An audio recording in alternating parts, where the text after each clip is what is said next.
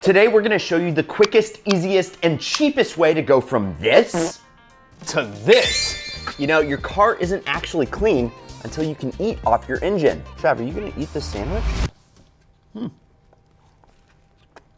Oh, that's good. Thanks, Dad. Now, there are two basic ways people go about this. There's the tried and true soap, water, and a little bit of elbow grease. But there are also some pretty popular spritz and spray, I can't find the thing. There are also some pretty popular spritz and spray degreaser products that claim you can just spray the stuff on and rinse it off. So today, we're gonna try both. Now, both of these methods today are gonna involve us rinsing down the engine with water. And while yes, in theory, everything under the hood should be waterproof, I can't tell you how many cars I've had towed into the shop because of water intrusion. So, first things first, we're gonna need to try and protect a few key things. It's important, guys, to make sure the engine is cool to the touch here. We don't want any plastic melting itself to anything. And we extra don't want to warp, crack, or damage any of the plastic components that make up things like the ignition coils, coolant pipes, or even intake manifolds. It's okay if it's warm. A little heat can actually help, but if you can't hold your hand on it for longer than 30 seconds, let it cool down. For the first side here, we're gonna do it old school. The process is simple. We're gonna prep the engine to get cleaned, do a dry clean to remove as much as we can without water, hit it with a wet clean for anything that we missed, dry everything off really good, spend a little time freshening things up with a proper detail and some protective spray, and there are some things we're gonna need. A degreaser, because elbow grease alone won't cut it.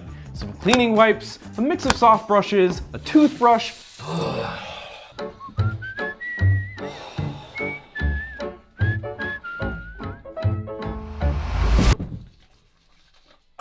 Trav, this tastes like... Microfiber towels, because we're fancy like that. A hose with a spray nozzle or a pressure washer if you're feeling adventurous. A shop vac, and some sort of protectant to rejuvenate and protect plastic and rubber components after they've been cleaned.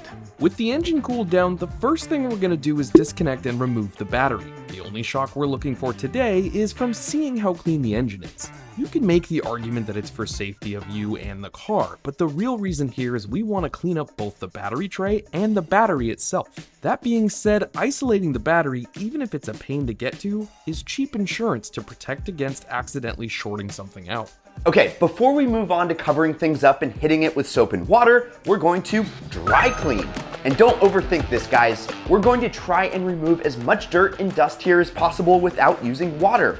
Suck out all the leaves and pine needles that you can. Blow as much dirt and dust off everything as possible. And to help maximize your efforts, use a brush to agitate as much dirt as possible. Then vacuum up what you can and blast away the rest with air. What the heck? Now, a shop vac makes air and works okay. A leaf blower is even better. But if you have access to it, compressed air is the best. What the? Next, we're moving on to the wet clean. We start by covering up a few key components. The alternator is the big one here. It should survive just fine getting wet, but you certainly aren't doing it any favors either. On this particular engine, we're also going to cover up the fuse box and the ECM. Those should both be sealed from water, and from new, I'm certain they were. But time and thousands of heat cycles has an effect on things. Just be careful. Virtually all electrical connectors inside this engine are fit with waterproof seals, but you can see time and heat haven't been the kindest to all of them. If you look really closely, you can see how you could kind of make a gap or pull those out there, and that's not ideal. Spraying water in there is gonna cause big problems. With everything as protected as possible, we're actually going to start in the areas around the engine, which include cleaning under the hood. First, let's hit the underside of the hood and the insulation. Now, ours is a little worse for wear. It kind of feels like a cat. Now, if yours is falling apart, you may want to skip this step, but we wanted to show it to you anyway. Start by soaking it down with soapy water or engine degreaser. Then, rinse it off thoroughly. If it's really dirty, you can remove it from the hood, and something like a carpet cleaner should take off most of the dirt and stains. We opted to clean it, dry it, and re-dye it black to make it look as fresh as possible. For the rest of the hood, soapy water and a microfiber should be all you need. Now for the scary part, folks, it's time to get wet.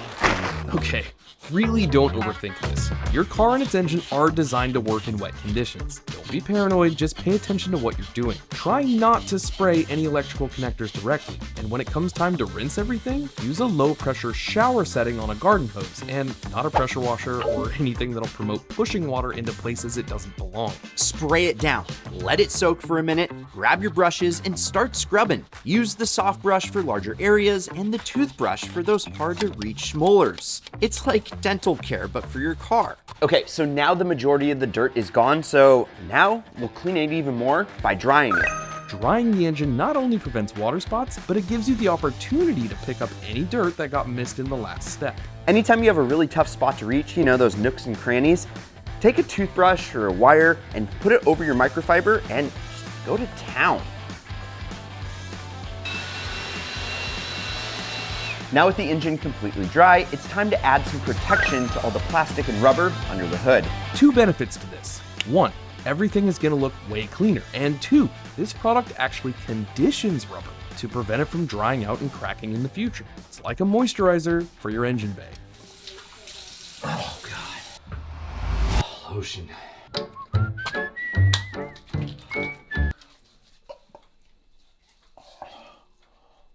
Dude, Trav, my eyes! I can't see. What'd you do?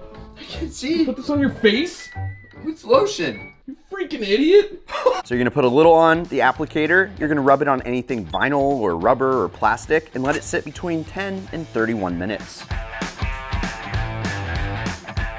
Now, I highly recommend you use a product like this because it's built specifically for doing it in the engine bay on plastic and vinyl and rubber. But in a pinch, something like this, WD-40 will work. The problem is it attracts dirt, so it's gonna look dirty pretty quick, but it actually does a really good job of shining stuff up. Lastly, hit all the painted surfaces and anything that isn't black with some spray wax and buff it out. Subaru, made in Japan? Trav, is this a Subaru? Soaps and degreasers are good at removing pretty much any type of grime, but they're also really good at removing paint protection.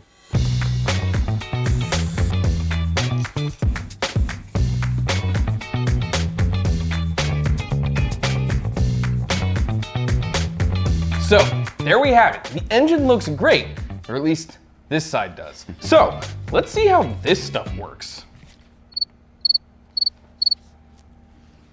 This stuff.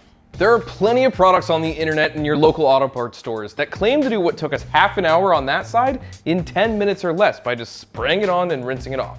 So let's see how it works. Following the instructions, we sprayed everything down generously, let it sit for a few minutes and agitated the really dirty spots. And after a quick rinse and dry, well, we just finished up and the results are actually really interesting. My side over here spent a couple hours doing this and it actually turned out way better than I thought. Yeah, we used a lot of products, but everything from the black on the plastic to getting this bad boy all doctored up. Also, look at this battery. I mean, it looks like it's brand new. Has a ton of life in it. It's electrified.